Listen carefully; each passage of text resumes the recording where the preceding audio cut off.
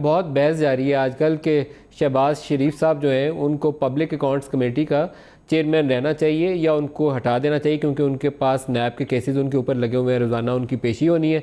तो बताइए तरीकाकार इसका क्या होता है? हुकूमत हटा सकती है किसी को? देखें, एक तो चीज क्लैरिफाई कर देनी चाहिए, नैब के केसेस तो इमरान खान साहब पे भी हैं, परवेज खटक साहब पे भी, तो इसका मतलब उनको भी हटा देना चाहिए। अभी तक प्रूफ तो कुछ नहीं हुआ। बहरहाल दूसरे जो इशू है उसमें जहाँ तक मेरा ख्याल 28 नवंबर 2016 में एक इशू रेज हुआ था और वो इनके पीटीआई के एक चेयरमैन थे, उनको हटाना चाहते थे। अब हमारे पास रूल्स जो हैं वो नहीं थे, तब मैंने एक रूलिंग दी थी जिसमें मैंने ये कहा था, ये वेबसाइट पे भी अवेलेबल है, जिसमें रूलिंग मैंने ये दी थी कि अगर एक रेजोल्यूशन मेजॉरिटी मेंबर्स दें तो फिर एक मेंबर को, एक चेयरमैन को हटाया जा सकता है। तो वो रूलिंग एग्जिस्ट करती है और वो अब हमारे रूल्स ऑफ बिजनेस में भी प्रिंट हुई है। तो या सादिक साहब, उसके मुताबिक तो ये है कि उस कमेटी के अंदर अक्सरियती तादाद अभी भी हुकूमती अरकान की है, या उनके जो इत्तेहादी हैं उनकी मिला के तादाद ज़्यादा बनती है, 16 के करीब या 17 बन जाती है। तो वो अगर वो मेजॉरिटी रेजोल्यूशन पास कर लें तो चेयरमैन को हटा सकते हैं।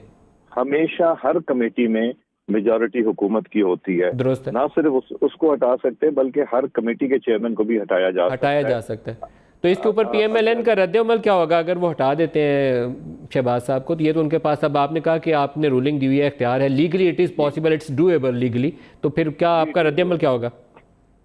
ये फिर हम सोचेंगे, ये कंबाइंड ऑपोजिशन के साथ बैठ के तो मुशावरत करके फिर इसके ऊपर जो भी लायामल होगा वो इंशाल्लाह वो किया जाएगा। लेकिन ये बहुत अहम है, अयाज सादिक साहब कह रहे हैं कि इसके ऊपर उन्होंने एक रूलिंग दी हुई है और legally it's possible, it's doable, rules of business का भी हिस्सा बन चुकी है। अभी एक फवाद चौधरी साहब ने, अयाज सादिक साहब, एक ट्वीट किया है, मैं आपको पढ़ के सुनाता हूँ, फिर आपको कॉन्टेक्स्ट समझ आ जाएगा। नवाज शरीफ को परवेज़ मुशर्रफ से एनआरओ दिलवाने वाले सादुल हरीरी को वज़ीर आज़म इमरान खान, ये इमरान खान का लफ्ज़ नहीं लिखा, बता रहे थे कि पाकिस्तान में फिर नवाज शरीफ को एनआरओ की बाज़गश्त है।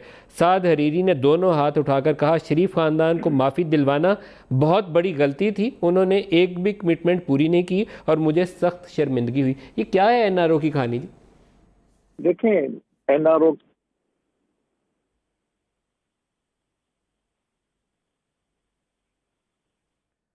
सरदार साहब की कॉल ड्रॉप हो गई है, शायद दोबारा कोशिश करें। आपको मालूम होगा डॉक्टर साहब क्या हुआ था एनआरओ? आप तो उस वक्त थे, आपके कोई नॉलेज में है चीज़ें? मैं इन चीज़ों से अपने आप को दूर ही रखा है मैंने। अरे पता होना चाहिए था, यहाँ पे भी आपको वो जरूरत थी टेक्नोलॉजी के इस्तेमाल की, साइंस की और आर्टिफिशियल इंटेलिजेंस की एक ऐप यहाँ पे भी लगी होनी चाहिए थी। बिल्कुल आप सही कह रहे हैं। लेकिन ये बात सही है कि एनआरओ से पाकिस्तान को बहुत बड़ा नुकसान हुआ है, बहुत नुकसान। We have lost huge amount पिछले 10 साल के अंदर, यानी कि ये कि आप डूब गए हैं इस वक्त डेट के अंदर, कर्ज़ों के अंदर।